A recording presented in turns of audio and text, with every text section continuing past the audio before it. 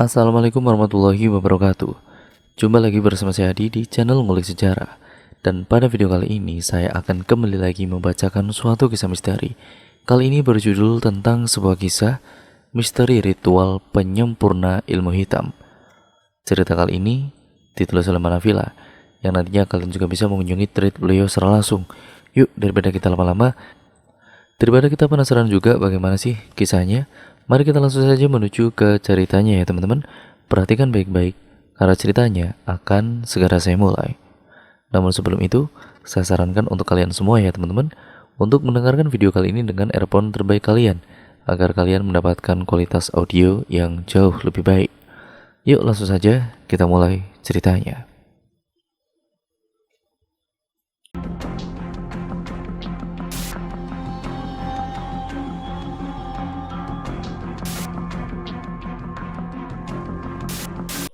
Ampun, ampun. Teriakan yang disertai tangisan itu terdengar dari sebuah rumah tua berukuran 6x8 dengan warna merah pudar. Warga sekitar yang mendengarnya semakin ramai mengerumuni rumah itu ketika seorang gadis di antara mereka diseret ke bibir jalan. Busuk kau, dari awal seharusnya kau tidak boleh diterima di sini. Lenyapkan saja dia. Jangan sampai anak-anak kita mencontoh perilaku dia. Ya, lenyapkan saja. Suara warga saut menyaut saling mendukung untuk menyingkirkan gadis malang yang sudah tidak berdaya itu. Wajahnya dipenuhi darah dengan beberapa sisi yang melepuh seperti terkena setrika panas. Di senja yang semakin memudar, warga berbondong-bondong mengiringi gadis itu untuk dibawa ke rumah kosong di ujung desa. Saya tidak melakukannya. Saya mohon jangan sakiti saya. Pembelaan singkat dari gadis itu tidak merubah situasi pada saat itu. Seketika, wajah lemahnya yang ditutupi rambut melirik ke 11 orang pemuda seusianya. Sore itu dia benar-benar melihatkan kekecewaan dan sakit hati yang sangat mendalam. Ayo, siapkan semuanya. Gadis ini harus segera disingkirkan. Seorang warga meneriaki warga yang lainnya untuk bersiap-siap ke langkah selanjutnya. Sebuah rumah besar yang sudah tidak lama dipakai menjadi tempat pemberhentian arak-arakan di senja yang semakin gelap. Rumah besar dengan beberapa tiang yang telah rapuh dan cat yang telah tertutupi lumut menjadi saksi penghapusan dosa seorang gadis berusia 21 tahun pada malam itu. Tidak cukup dengan semua penyiksaan yang telah dialaminya, bagian leher gadis itu dililiti kawat berduri yang membuat aliran darah di sekitar lehernya terlihat jelas. Bagian pergelangan tangan dan kakinya juga diikat dengan kawat yang sama. Sang gadis dilempar ke depan pintu dan diseret masuk ke dalam.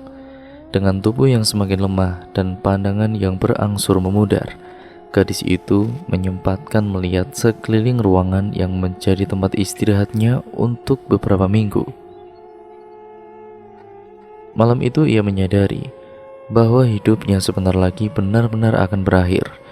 Wajah pasrahnya seakan menceritakan itu. Tirakan warga semakin keras dan kompak sampai mereka tiba di suatu ruangan yang ada di rumah itu. Salah satu warga membuka pintu ruangan. Woi, cepat, masukkan dia ke peti itu dan langsung kubur saja dia. Woi, ya betul-betul. Jangan sampai kampung kita mendapat musibah karena perbuatannya. Dia harus segera disingkirkan. Woi, iya, bunuh saja dia, bunuh dia. Kembali teriakan warga sahut menyaut mendukung kejadian malam itu. Sebuah peti tua yang terbuat dari kayu kokoh dibuka. Sang gadis dengan sadisnya dihantam warga secara massal dan kemudian dimasukkan ke dalam peti. Sebelum peti itu benar-benar ditutup, sang gadis berteriak begitu keras, seakan ada anggota tubuhnya yang terlepas karena siksaan yang dia alami. Sejak saat itu, rumah itu ditutup dan tidak difungsikan. Sinana mengakhiri cerita horor siang itu dengan bom dahsyat dari mulut keriputnya. Benar sekali, Tujuh mahasiswa itu benar-benar terkejut karena terlalu menghayati cerita si nenek. Siang itu begitu terik untuk melanjutkan perjalanan ke lokasi tempat penelitian. Mereka memutuskan untuk berhenti di warung si nenek yang berlokasi strategis di tepi jalan. Mengetahui maksud dan tujuan perjalanan mereka, membuat nenek memulai cerita horor yang katanya merupakan kisah nyata. Kisah yang terjadi 7 tahun lalu di sebuah perkampungan. Nek, cerita itu beneran ada, Nek? Ya begitulah, tapi nenek juga tidak tahu pasti. Toh nenek juga tidak berada di lokasi waktu kejadian. Tapi Nek, kenapa gadis itu bisa mengalami nasib seperti itu? Sudahlah, kamu banyak tanya. Si nenek meletakkan es jeruk yang dipesannya. Dira yang masih penasaran dengan apa yang sebenarnya terjadi tadi itu tidak bisa menerima semuanya begitu saja. Dia yakin si nenek tahu lebih banyak lagi mengenai cerita itu. Tapi Nek, aku masih... Stop Dira, stop. Nggak usah diterusin lagi ya Nek. Teman saya yang satu ini nggak bakalan berhenti nanyanya jika nenek terus menjawab. Biarin aja lah Nek. Nita kemudian membungkam pelan mulut Dira yang selalu mengoceh kalau masalah beginian. Itu lihat, si Dita itu udah ketakutan dengar cerita si nenek, ujar Tivan yang melirik Dita. Ya itulah mereka 7 mahasiswa yang akhir semester 6 dipertemukan dalam penelitian akhir kampus mereka. 1 jam berlalu, tidak terasa semua makanan yang mereka pesan telah habis. Yaudah yuk kita lanjut, perjalanan kita masih panjang. Iqbal, ketua kelompok yang selalu berbicara pertama kali untuk mengeluarkan instruksi selanjutnya. Mereka pun kemudian berangkat menuju lokasi penelitian. 3 jam perjalanan tidak terasa, mereka akhirnya sampai di lokasi.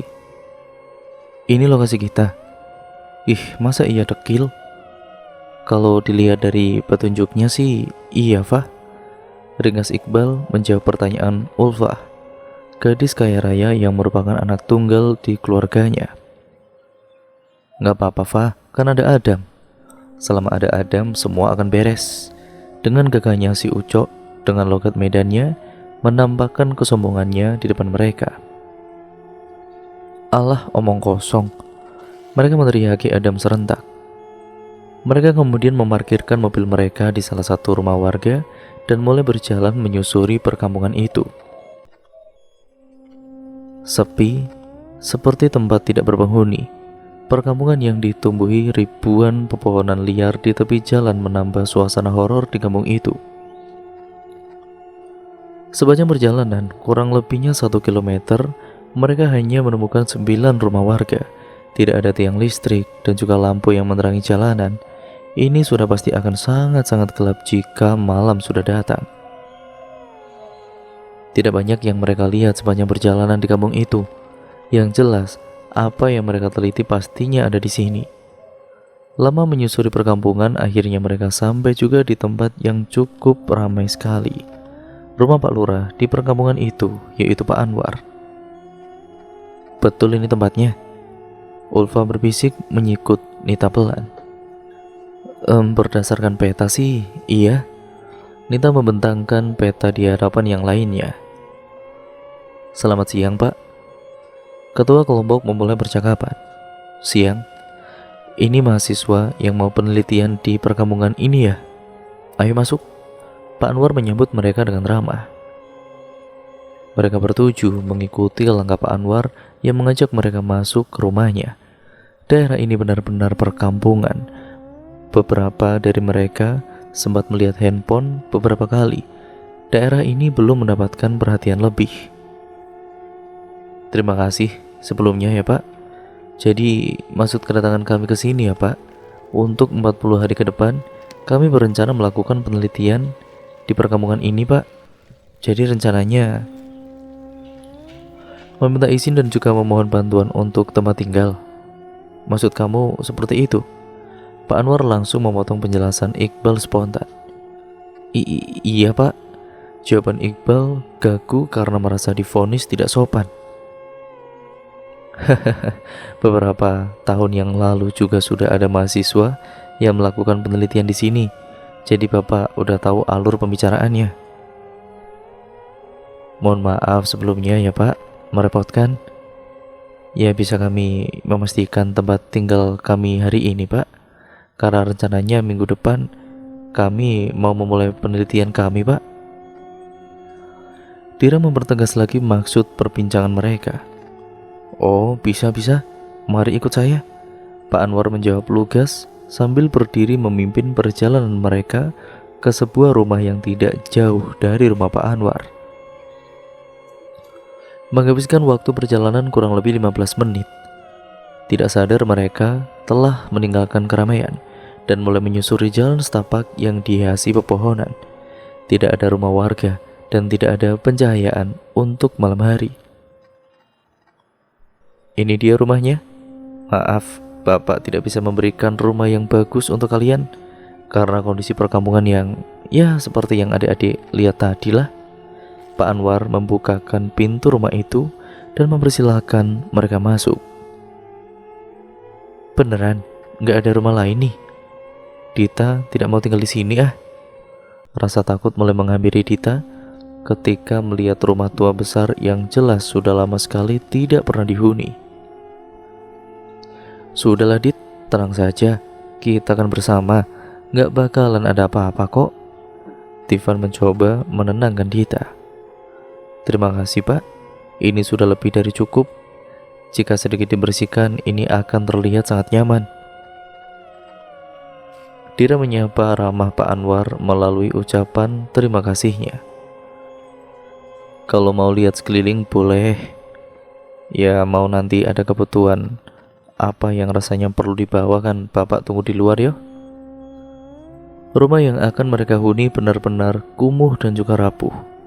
Sambil menyusuri setiap lorong dan ruangan di rumah itu, mereka juga menyempatkan membuat list apa-apa saja yang akan mereka siapkan dari rumah untuk kebutuhan mereka di sana. Terpampang lukisan-lukisan kuno dengan bingkai dari kayu penuh ukir tanpa kaca.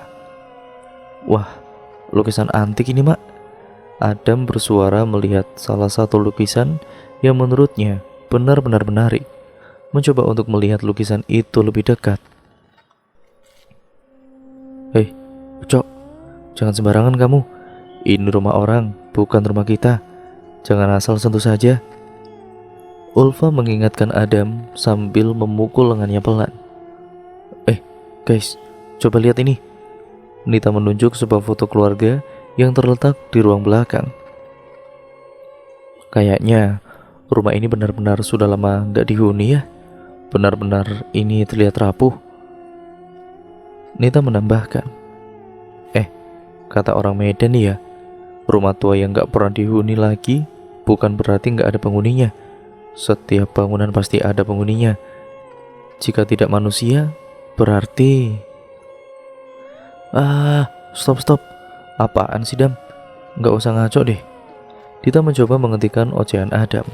Mereka kembali menyusuri rumah tua itu. Kita lihat dapurnya dulu yuk. Nita menarik tangan Dira dan berjalan ke arah belakang. Dapurnya cukup luas. Mereka berdua tersenyum manis saling menatap, seolah mengisyaratkan. Ya setidaknya bakat kita ini bisa tersalurkan. Memasak. Kembali melihat-lihat kondisi di sekitaran dapur, terdapat ruangan kosong yang cukup kumuh di sampingnya. Bunyi air yang menetes dari pipa yang tidak sempurna ditutup, dan deritan pintu setengah terbuka yang berayun perlahan, seakan membuat kombinasi simfoni horor. Nita pun merasa ada yang aneh. Melawan rasa penasaran mereka berjalan perlahan menuju pintu itu. Ketika hendak membuka pintu itu lebar-lebar, tiba-tiba pak! Pintu itu tertutup rapat seolah ada yang mendorong dengan kuat dari arah yang berlawanan. Wah! Teriakan kedua gadis itu terdengar sampai di halaman depan. Mereka berlari menuju teman-teman yang lainnya. Kenapa nih, Dir? Wajah Iqbal menunjukkan kekhawatiran, takut jika terjadi apa-apa dengan mereka. Di sebelah sana, di ruangan di belakang itu. Iya, kenapa dengan ruangan itu, Nit? Pintunya, pintunya. Nita dengan gagap menjawab pertanyaan Iqbal. Gak apa-apa kok, Bel. Kami hanya terkejut karena pintunya tiba-tiba tertutup. Dira langsung memotong jawaban Nita. Walaupun Dira menjawab semua baik-baik saja, sebenarnya dia sangat penasaran dengan apa yang terjadi. Karena dia tahu di sana tidak ada jendela satupun dan tidak mungkin ada angin di situ. Gimana? Udah siap? Udah mulai gerimis. Sebaiknya kita pergi. Pak Anwar menghampiri mereka. Mereka mengikuti instruksi Pak Anwar dan keluar dari pekarangan rumah itu. Bentar, Pak, saya mau lihat-lihat teras bagian samping. Bentar aja kok, Pak. Nita berlari kecil menuju teras yang terdapat di samping kiri rumah itu. Dira yang juga penasaran mengiringi Nita. Saat melihat teras samping itu, mereka saling menatap seakan di antara mereka mempertanyakan hal yang sama dan mendapatkan jawaban yang sama. Benar, tidak ada jendela di bagian sana, tapi kenapa pintu kamar mandi tadi itu tertutup begitu sangat keras? Udah, Nit, Dira, nanti keburu hujan. Tivan mencoba meneriaki mereka. Kalian tetap akan pulang malam ini atau bagaimana? Sudah larut loh, hujannya juga cukup deras. Iya, Pak. Besok kami harus melaporkan hasil survei hari ini di kampus. Iqbal merespon pertanyaan Pak Anwar. Tepat jam 7:30 malam, mereka meninggalkan rumah tua itu. Ketika semua berlari menuju rumah Pak Anwar, tiba-tiba langkah Dira terhenti. Rasa penasarannya akan rumah tua itu membuat dia menoleh ke belakang tanpa maksud. Dira menatap dengan begitu dalam. Dira tercengang dan begitu terkejut. Astaga, tatapan itu. Wajah Dira pucat. Dira. Lantas Dira jatuh pingsan dan ayo, bawa ke rumah saya. Mereka semua begitu cemas. Namun Pak Anwar mencoba menenangkan.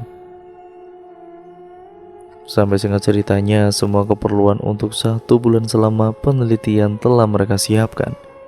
Mulai dari keperluan pribadi, perlengkapan hiburan seperti gitar, hingga peralatan untuk menunjang kesuksesan penelitian mereka.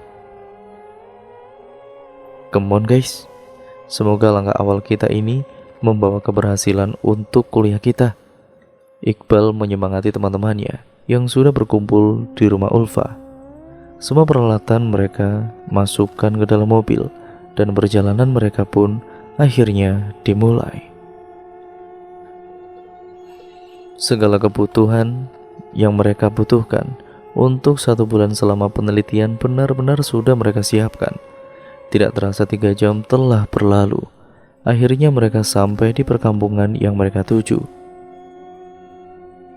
Mereka terpaksa harus berjalan sejauh 1 kilometer ke lokasi tempat mereka menginap, karena jalan yang tidak memungkinkan untuk mobil masuk. Sedangkan Pak Anwar telah menunggu mereka dengan senyuman yang sangat-sangat ramah. Wah, lumayan banyak ya barang bawaannya. Sini, Bapak bantu. Pak Anwar mengambil beberapa barang di tangan Ulfa.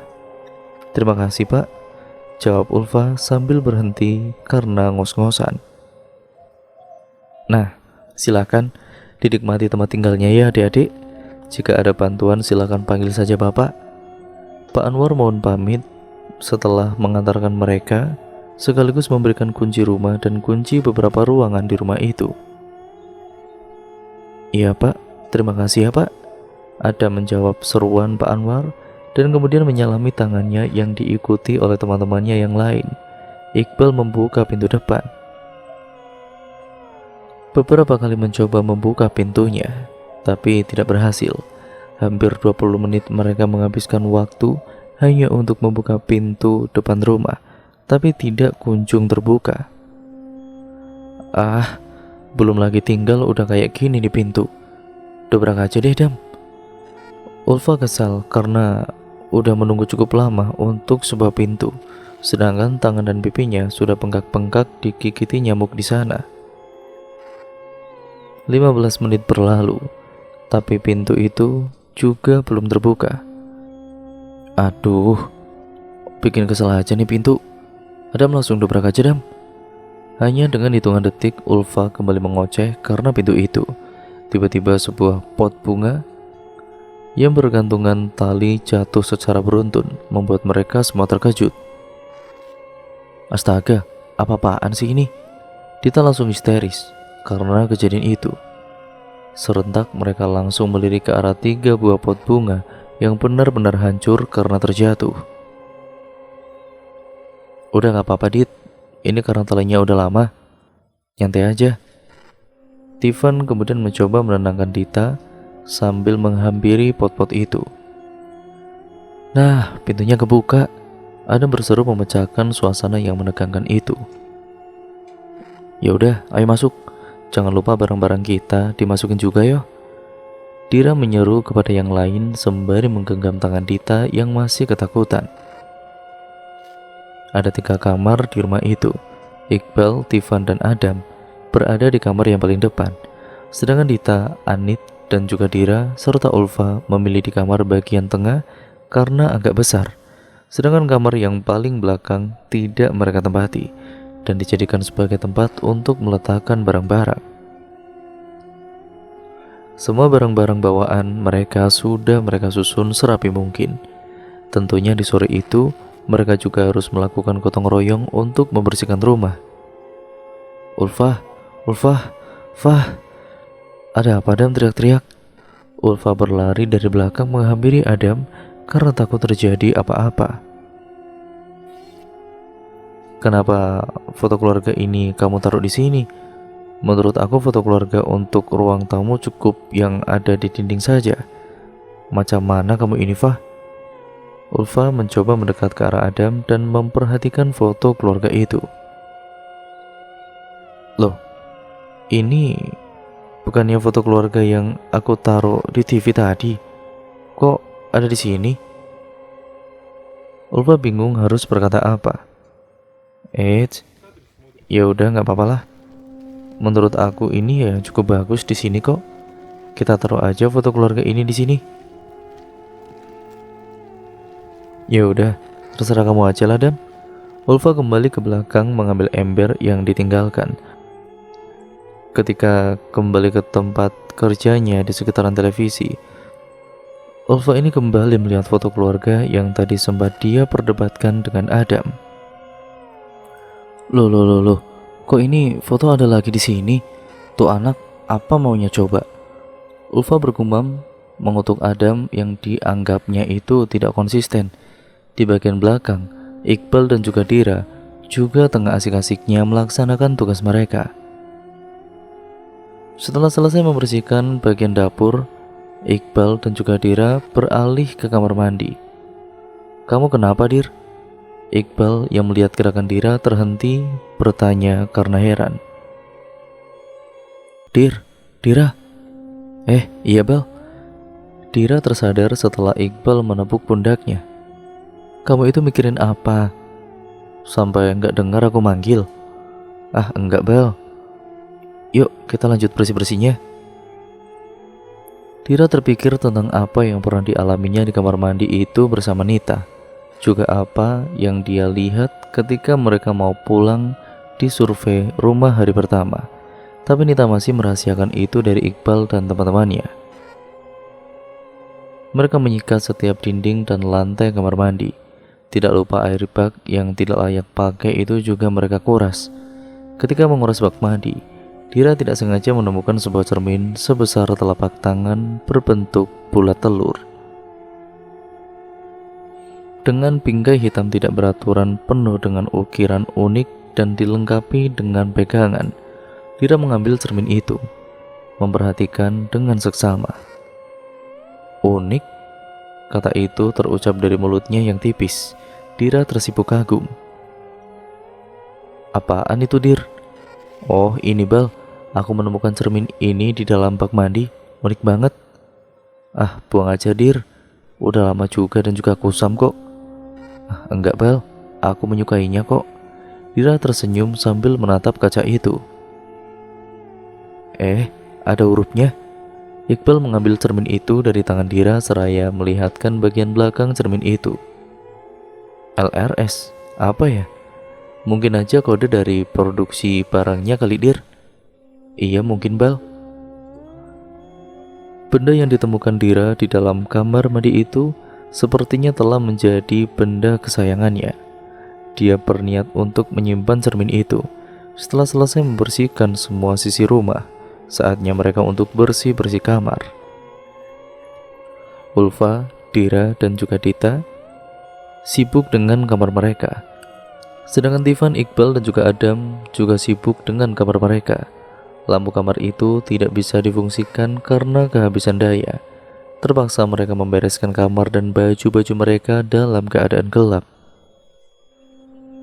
Suasana sore yang penuh redup tidak berlampu itu membuat mereka sedikit tidak nyaman di hari pertama mereka. Ditambah lagi gerimis yang perlahan berubah menjadi hujan deras. Suara petir terdengar silih berganti. Untung saja lampu di ruang tamu dan dapur masih berfungsi. Lampu kamar kalian nggak bisa hidup juga apa gimana? Nita tiba-tiba nongol dari pintu kamarnya para pria, diikuti Ulfa di belakangnya. Kamar kalian juga? Iqbal bertanya balik.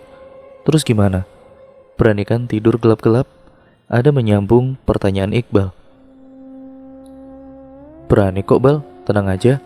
Nita menjawab pertanyaan Iqbal yang berjalan di depannya hendak mengunci pintu depan.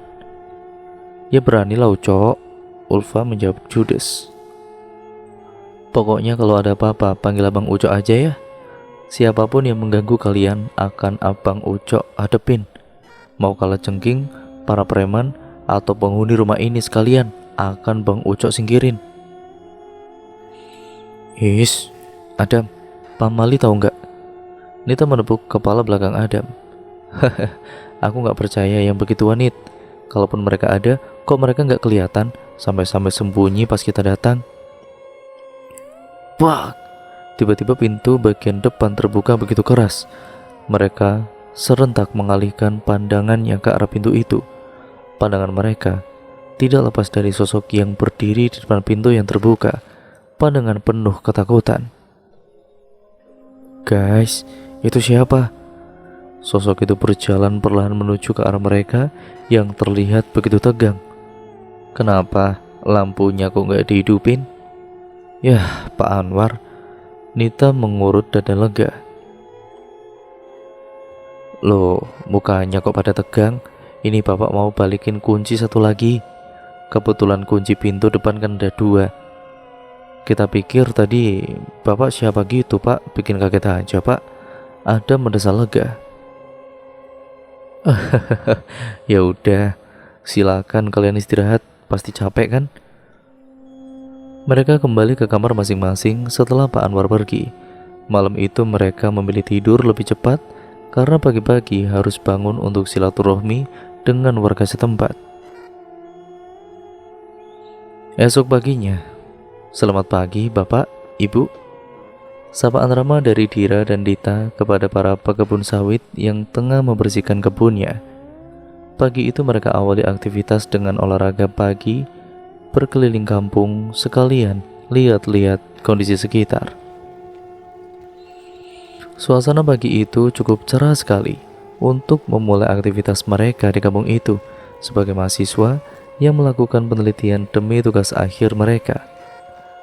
Kemana aja kamu tadi, Dir? Dira. Ah, iya. Dira terkejut merespon panggilan Ulfa yang beberapa kali diabaikan. Kamu mikirin apa, Dir? Kok gak dengar aku manggil-manggil? Ada apa? Apa ada sesuatu yang terjadi? Enggak, cuma mau nanya aja kok. Malam tadi ada yang mandi ya? Sekitar jam 1:30 malam. Kebetulan aku terbangun jam segitu, Dir. Kalau yang cowok nggak ada, ya karena aku lihat masih lengkap. Iqbal menjawab pertanyaan Dira. Oh gitu ya? Dira merespon heran. Jika bukan salah satu dari anak cowok, terus siapa? Karena malam itu di kamar cewek juga lengkap. Mungkin aja kamu mimpi kali ya?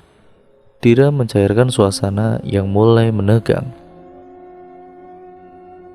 Mereka menyelesaikan sarapan dan bergegas untuk bersiap-siap keliling kampung. Penelitian kali ini benar-benar harus dikerjakan dengan serius. Jika tidak, tugas akhir mereka akan terancam yang berdampak kepada wisuda mereka. Duh, si Dira kok lama kali ya? Sambil melihat jam, Iqbal menyuruh Ulfa untuk memanggil Dira. Dira, ayo cepat, kita udah kesiangan nih. Suara nyaring Ulfa benar-benar tidak ada yang mengalahkan. Iya bentar, ini lagi siap-siap. Sambil menyisir rambut di kamarnya, Dira menggunakan cermin yang dia temukan di kamar mandi belakang. Dira semakin kagum dengan cermin yang ditemukannya itu. Benar-benar cantik dan juga unik. Senyum kecil di wajahnya semakin menggambarkan betapa dia menyukai benda itu. Ketika sedang asik-asiknya bercermin, tiba-tiba Dira melihat ada bayangan yang melintas begitu kencang di belakangnya. Seraya terkejut dan menoleh ke belakang, tapi tidak ada apa-apa.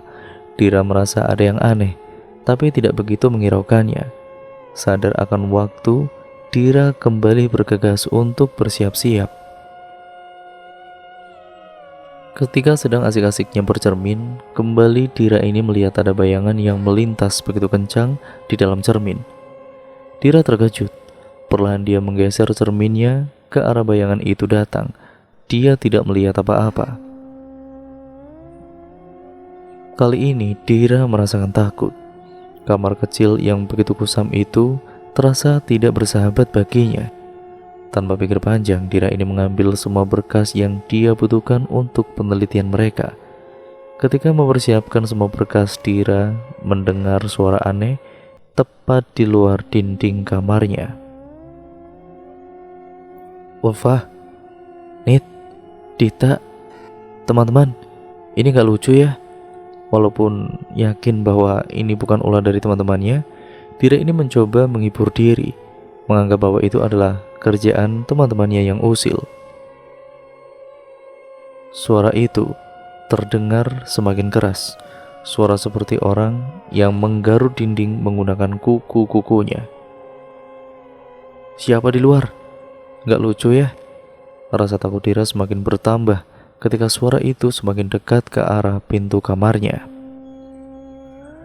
Tepat di pintu kamarnya, suara itu menghilang sejenak. Hanya hitungan detik suara itu kembali terdengar dan suara ini terdengar semakin seram. Dira menyadari suara itu berada di pintu kamarnya. Matanya melirik celah bagian bawah pintu, terlihat bayangan, entah orang atau semacamnya, sedang berdiri dan mungkin menggoreskan tangannya ke pintu itu. Dira takut, tapi tidak berani untuk berteriak. Suara itu semakin keras dan juga jelas. Tidak ada yang bisa dilakukan kecuali memberanikan diri untuk mendekat dan membuka pintu kamarnya. Perlahan Dira mendekat, semakin gemetaran dan mulutnya terasa kaku. Ketika Dira hendak membuka pintu itu, suara itu tiba-tiba menghilang. Ketika Dira memegang genggaman pintu kamarnya dan siap untuk membuka, terdengar suara mengerikan yang menyurutkan keberanian dia. Suara itu seperti desiran kawat yang terus bergerak di atas lantai menuju arah kamar mandi. Tanpa pikir panjang lagi, Dira ini bergegas membuka pintu kamarnya. Dia terkejut, tidak ada siapapun yang berdiri di pintu kamarnya. Tidak ada goresan sedikit pun di pintu itu. Baju Dira basah karena keringat yang keluar. Suara desiran kawat itu pasti dia pergi ke kamar mandi. Dia penasaran, dan entah kenapa kakinya melangkah ke arah belakang, menuju kamar mandi. Lukisan-lukisan kuno di dinding rumah itu menyertai setiap langkah Dira. Belum terlalu jauh dari kamarnya, tiba-tiba pintu kamar Dira tertutup kencang dan membuat Dira terkejut. Dira semakin gemetaran. Dia yakin bahwa ada seseorang berdiri di belakangnya. Perlahan sangat lambat, Dira berbalik badan dan tetap tidak ada siapa-siapa. Siapapun itu, keluar. Jangan menakuti orang seperti ini. Tanpa sadar, keringat Dira semakin banyak dan rasa cemasnya semakin besar. Dira berlari keluar menuju teman-temannya. "Kenapa, Dir?" "Iya, Dir, kenapa? Wajahmu terlihat pucat dan badanmu keringatan juga," Nita menyambung perkataan Iqbal. Dira tidak bisa menjelaskan apa-apa. Apa yang dialami di kamarnya tidak bisa diceritakan. Karena ya teman-temannya tidak akan ada yang percaya. Atau ada di antara mereka yang akan sangat ketakutan mendengar ceritanya, apalagi Dita. Dia tidak mau penelitian mereka akan terhambat karena peristiwa yang dialaminya itu. Dia pun tidak yakin tentang apa yang dialaminya. Hanya halusinasinya saja, termasuk sosok yang pernah dilihatnya yang membuatnya pingsan itu. "Gak apa-apa, Nit, Bal. Tadi aku kesulitan membuka pintu kamar aja kok. Kayaknya gagangnya harus diganti deh. Iya tuh, pintu kamar kita itu udah gak layak pakai. Ketua, mohon bantuannya ya." Hehehe. Dita tertawa kecil sambil menyenggol bahu Iqbal. "Udah, nanti akan kami bantu. Sekarang yaudah yuk kita pergi. Udah kesiangan ini kita." Tivan mengambil start untuk memimpin perjalanan yang diikuti oleh teman-temannya yang lain. Dira yang memegang kunci sesegera mungkin mengunci pintu depan. Seperti awal kedatangan mereka, pintu itu sangat susah untuk dibuka. Sekarang pun Dira mengalami kesulitan untuk menguncinya. Menghabiskan waktu beberapa menit, tanpa sadar ternyata Dira telah ditinggalkan oleh teman-temannya. "Aduh, apalagi sih ini?" Ketakutan Dira yang baru saja mereda sekarang timbul lagi. Rumah besar yang rapuh dan begitu kumuh. Dinding-dinding yang diselimuti oleh lumut yang baru bersemi menutupi warna rumah tua itu. Tidak ada satupun rumah warga di sekitarnya, karena lokasi rumah tua yang mereka tempati jauh dari permukiman warga dan dikelilingi oleh puluhan pohon dan juga semak belukar. Please cepet dong, jangan kayak gini," Dira bergumam dengan rasa takut karena sendirian di rumah itu. "Ah, bisa." Dira kemudian bergegas berbalik badan dan segera menyusul teman-temannya. Tapi sebelum dia berjalan, tiba-tiba Dira mendengar suara seseorang sedang menyapu di teras sebelah kiri rumah. Suara itu terdengar pelan, seperti seseorang yang begitu lemah menyapu teras tanpa ada tenaga sedikit pun. Semakin lama suara itu terdengar semakin keras. "Siapa lagi di sana? Jangan jadi penguntit ya." Suara Dira sesak dan keringatnya kembali bercucuran. Sakit hati karena dipermainkan seperti ini, Dira beranikan diri berjalan ke arah suara itu. Dira berjalan perlahan dengan ayunan kaki yang ragu-ragu itu. Dira mengepalkan kedua tangannya karena ketakutan.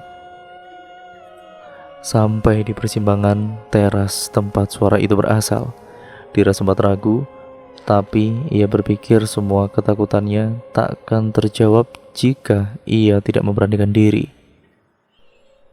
Dira kemudian mengayunkan kakinya satu langkah dan kemudian mengulurkan kepalanya mencoba mengintip siapa yang menyapu di teras itu. Ketika Dira melihat ke teras itu, dia melihat sapu lidi berdiri dan langsung terjatuh. Sedangkan dia ini tidak melihat siapapun ataupun seorang pun di sana. Dira menangis karena ketakutan, tapi tetap melihat ke sana. Tiba-tiba dari belakang ada yang memegang pundak Dira. Kali ini benar-benar dia tidak berani melihat ke belakang. Dira ini hanya mencoba memberanikan diri untuk melihat ke bawah, melihat siapakah yang memegang pundaknya, apakah teman-temannya atau orang lain. Ketika melihat ke bawah, oh Tuhan, apa ini? Tidak ada sepatu, sendal, atau kaki seseorang. Dira menangis. Kali ini dia benar-benar ketakutan. Dia tidak yakin bahwa yang mengerjainya dari tadi pagi bukan orang yang iseng. "Siapa kamu? Apa yang kamu inginkan?" Dira berteriak dan menangis karena tidak tahu apa yang harus diperbuatnya, dan dia tidak berani untuk berbalik badan. Setelah selang beberapa detik, tiba-tiba tangan yang memegang pundaknya tidak ada. Tanpa berpikir panjang, Dira langsung berbalik badan dan tidak menghiraukan apapun. Dira berlari begitu kencangnya sambil menangis dan memanggil teman-temannya. Setelah berlari cukup jauh, Dira kemudian melihat teman-temannya. Iqbal, Nita, Ulfa, Adam, Dian, Tivan. Dira kemudian berlari menuju teman-temannya dengan napas yang terengah-engah. Kamu kenapa, Dir? Ulfa bertanya begitu cemas sambil memeluk Dira. Dira hanya menggelengkan kepalanya, seakan menjawab bahwa tadi itu tidak terjadi apa-apa. Tapi ia tetap menangis dan itu membuat teman-temannya semakin khawatir. Dir, kamu kenapa, Dir? Tivan memberikan sebotol air untuk Dira. Mereka terdiam sejenak. Nit, gak biasanya Dira seperti ini. Iqbal mulai heran dengan apa yang terjadi dengan Dira belakangan ini. Iya, Bal. Aku juga merasa seperti itu. Sepertinya ada yang disembunyikan dari kita. Untuk sekarang, kita tidak usah terlalu banyak tanya ya. Biarkan dia tenang dulu. Iya, Bal, aku setuju. Dir, gimana? Udah mendingan belum? Bisa kita lanjutkan perjalanan kita nggak? Iqbal mencoba menenangkan Dira tanpa bertanya tentang apa yang dialaminya. Iya, Bel, ayo kita lanjutkan perjalanannya. Dira tersenyum kecil. Tadi aku hanya sedikit shock karena dia kejar anjing di sana. Ya, Dir, aku pikir kamu ada masalah apa. Terus kamu gak kenapa-napa kan? Dita bertanya sambil mengembuskan napasnya lega dan enggak kok. Ya udah yuk kita lanjutkan. Dan cerita pun akhirnya bersambung ke part yang selanjutnya ya teman-teman, yaitu part yang kedua. Jadi kalian penasaran kan bagaimana kisah penelitian dari mahasiswa ini? Nah, saya juga penasaran bagaimana kelanjutan ceritanya. Makanya stay tune terus di channel ini ya teman-teman, karena kelanjutan ceritanya pasti akan sangat seru untuk kita nantikan. Ya, jangan lupa untuk kalian tetap terus like, comment, dan share ya teman-teman sebanyak-banyaknya. Dan itu mendukung channel ini menjadi channel yang jauh lebih baik lagi. Jangan lupa juga untuk kalian yang baru mampir nih, subscribe channel ini dan nyalakan tombol lonceng notifikasinya agar kalian tidak ketinggalan video terbaru selanjutnya dari channel ini. Sekian ya teman-teman, video ini saya akhiri. Saya berjumpa di part yang selanjutnya dan juga video terbaru selanjutnya. Wassalamualaikum warahmatullahi wabarakatuh.